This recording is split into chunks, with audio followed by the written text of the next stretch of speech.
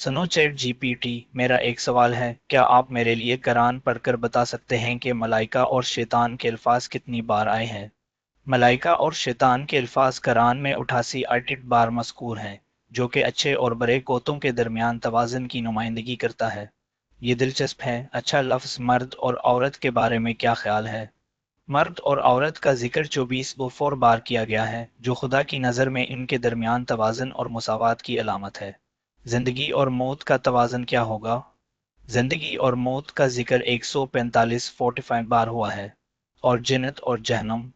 جنت اور جہنم کا ذکر 70 سے 52 بار آیا ہے۔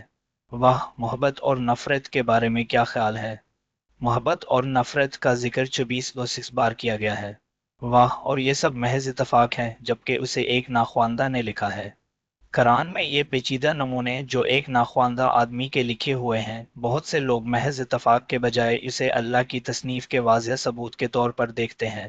میرا دماغ اڑا ہوا ہے، آپ لوگوں کا کیا خیال ہے؟